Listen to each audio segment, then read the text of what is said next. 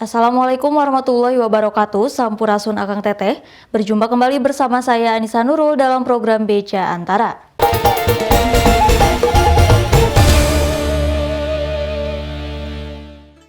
Upaya pria berinisial AP mengedarkan narkoba jenis sabu dan ekstasi pada momentum perayaan Natal dan Tahun Baru di Pulau Dewata, Bali kandas.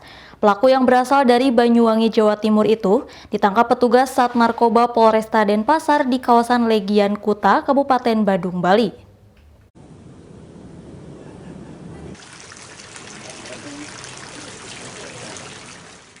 Seorang pengedar narkoba berinisial AP menangis terseduh ketika polisi menanyakan barang bukti sebanyak 2.000 butir pil ekstasi atau 735 gram dan satu plastik klip sabu seberat 1 kilogram itu memang benar akan digunakan pelaku untuk dijual pada saat momentum Natal dan Tahun Baru di Bali. Dengan rasa menyesal saat dibawa ke halaman Mapolresta Denpasar, Senin 28 November, pelaku mengaku nekat menjadi pengedar narkoba lantaran kebutuhan ekonomi. Kapolresta Denpasar Kombes Bambang Yugo Pamungkas menjelaskan pelaku berinisial AP yang berperan sebagai pengedar tersebut ditangkap di kawasan Legian, Kuta, Kabupaten Badung, Jumat 25 November. Dari penangkapan itu, kemudian petugas membawa pelaku ke tempat kosnya di Jalan Raya Sempidi, Mengwi, Kabupaten Badung, dan ditemukan seluruh barang bukti tersebut. Ini untuk persiapan tahun baru, sehingga kami mengimbau pada masyarakat, mari sama-sama kita menjaga lingkungan kita, menjaga masa depan kita, menjaga generasi kita, dan kita salah gunakan, kita tetap lawan narkoba. Akibat perbuatannya, AP dijerat dengan pasal pidana pada Undang-Undang tentang Narkotika dengan ancaman penjara paling singkat 5 tahun dan paling lama 20 tahun, serta denda paling sedikit 800 juta rupiah dan paling banyak 8 miliar rupiah. Dari Denpasar, Bali, Pande Yuda, Kantor Berita Antara, mewartakan.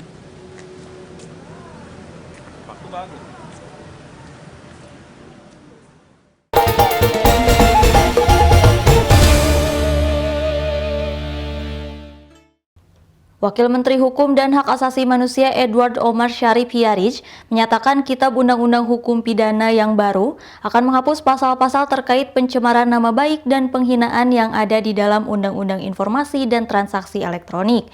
Selain itu ada beberapa pasal yang dihapuskan, diubah ataupun ditambahkan, sehingga jumlah pasal yang semula berjumlah 628 menjadi 624 pasal yang tergabung dalam 43 bab.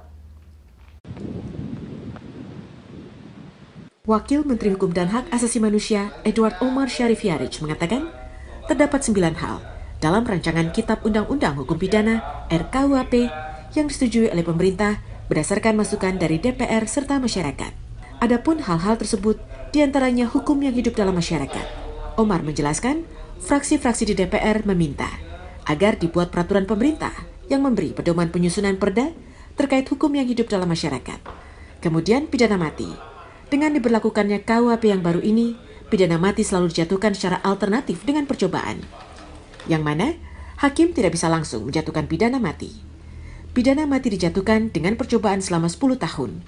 Jika dalam waktu 10 tahun terpidana berkelakuan baik, maka pidana mati diubah menjadi pidana seumur hidup atau pidana 20 tahun. Dalam keterangannya kepada wartawan di Istana Kepresidenan Jakarta, Senin 28 November, Omar menyebut pasal penghinaan terhadap kekuasaan umum dihapuskan. Pada pasal 20 RKUHP, pemerintah menambahkan penjelasan terkait penghinaan terhadap pemerintah, yang mana pasal ini terbatas pada lembaga kepresidenan dan penghinaan terhadap lembaga negara hanya terbatas pada legislatif. Sementara yudikatif hanya dibatasi untuk Mahkamah Konstitusi dan Mahkamah Agung, dan pasal ini merupakan delik aduan. KUHP ini dia menghapus pasal-pasal terkait pencemaran nama baik dan penghinaan yang ada di dalam Undang-Undang Informasi dan Transaksi Elektronik. Jadi saya kira ini suatu kabar baik bagi iklim demokrasi dan kebebasan berekspresi, karena saya tahu persis terutama teman-teman media selalu mengkritik bahwa teman-teman aparat penegak hukum menggunakan Undang-Undang ITE untuk melakukan penangkapan dan penahanan dan lain sebagainya. Selain itu, Omar menuturkan pada KUHP yang baru terdapat pasal kohabitasi atau tinggal serumah tanpa ikatan pernikahan.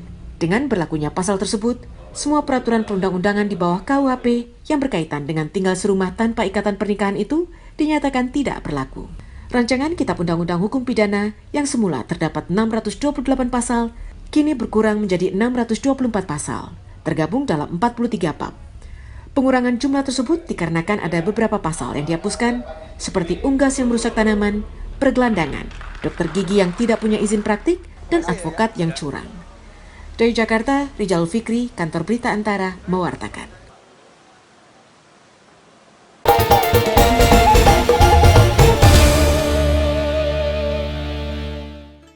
Bupati Cianjur Herman Suherman pada Senin 28 November memaparkan dana bantuan yang diterima dari berbagai pihak kini mencapai sekitar 17,7 miliar rupiah.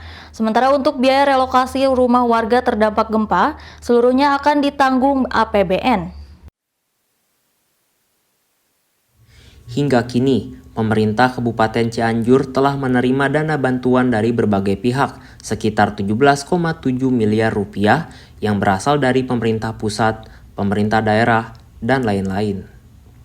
Dengan rincian, bantuan dari pemerintah Provinsi Jawa Barat sebesar 10 miliar rupiah, biaya tidak terduga Pemkab Cianjur sebesar 5 miliar rupiah, dan bantuan dari kabupaten dan kota lain sebanyak 2,7 miliar rupiah.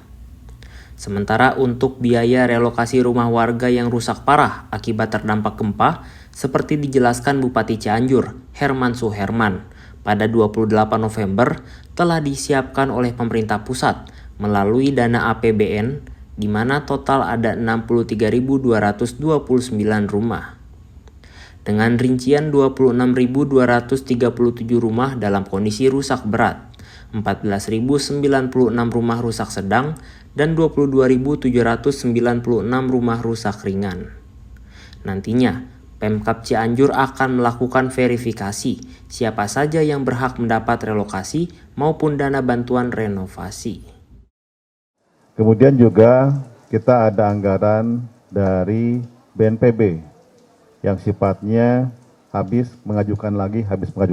Kemarin sudah diterima 1,5 miliar untuk operasional. Selain itu, Suherman memaparkan bahwa hingga kini tercatat sebanyak 323 orang meninggal dunia. Sementara korban yang mengalami luka berat dan masih dirawat di rumah sakit sebanyak 108 orang. Sedangkan korban hilang yang masih dalam pencarian hingga hari ini tercatat 9 orang. Dari Cianjur, Jawa Barat, Musdafar Fauzan, Syahrudin, Kantor Berita Antara, mewartakan.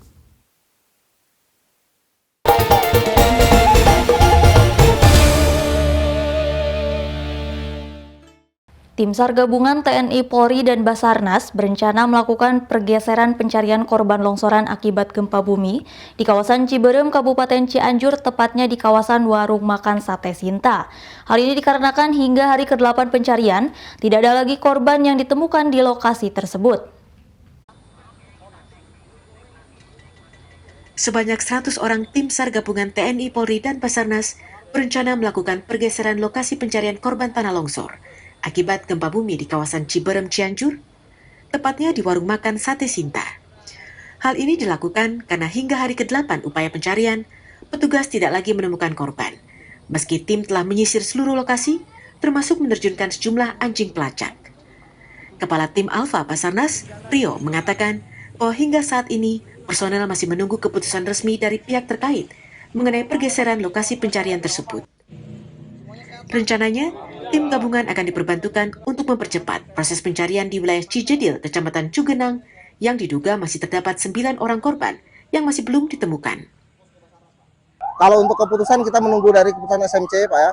Namun dari hasil pencarian hari ini di worksite warung Sate Sinta, untuk seluruh titik-titik yang kita curigai sudah kita bongkar dan kita periksa menggunakan alat dan menggunakan K9, itu kita nyatakan clear, Pak. Sementara itu, di lokasi bencana gempa bumi Cijedil, pada Senin siang, tim SAR gabungan berhasil mengevakuasi 2 jenazah korban. Keduanya kemudian dibawa ke Rumah Sakit Umum Daerah Sayang, Cianjur, untuk menjalani serangkaian pemeriksaan. Dari Kabupaten Cianjur, Jawa Barat, Mardian Syalafgani, Kantor Berita Antara, mewartakan.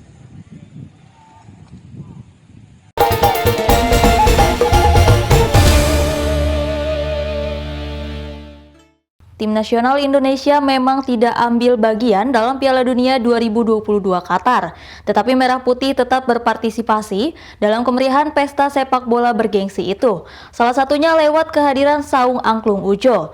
Saung Angklung Ujo sejak 18 November sudah mendapatkan panggung di Komplek Kebudayaan Katara Qatar tiap malam dengan jadwal pentas pukul 18 hingga 20 waktu lokal.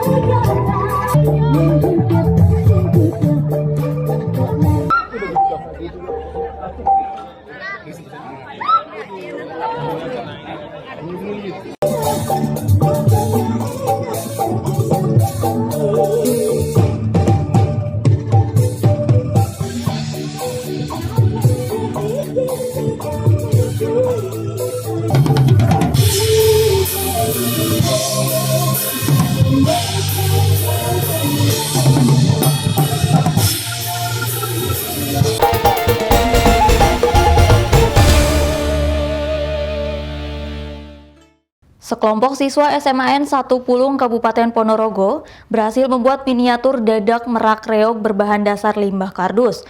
Menurut rencana, hasil karya mereka akan dijual setelah dicat sesuai dengan warna dadak merak asli.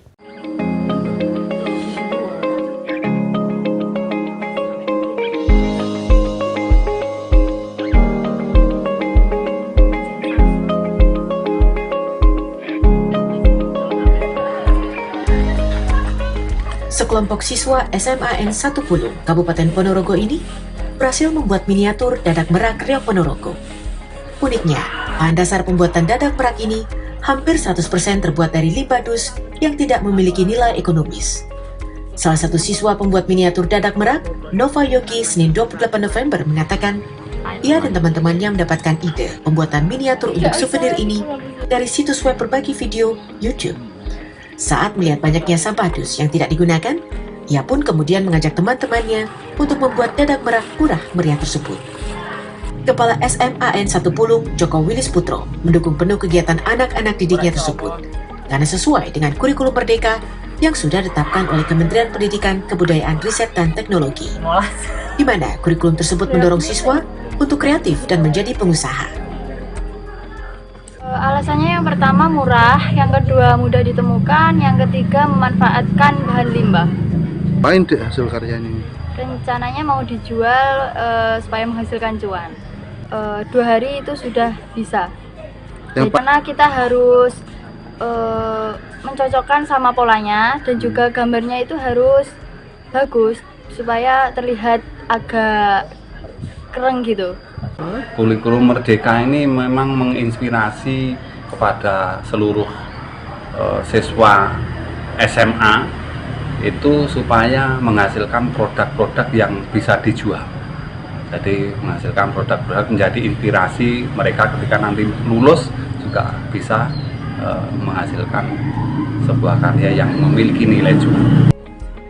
Meski belum ditentukan nilai jual untuk dadak merak dus buatan siswa-siswi SMAN 1 Pulung, pihak sekolah akan membantu pemasaran karya anak didiknya tersebut. Dari Ponorogo, Jawa Timur, Rindu Dwi Kartiko, Kantor Berita Antara, mewartakan.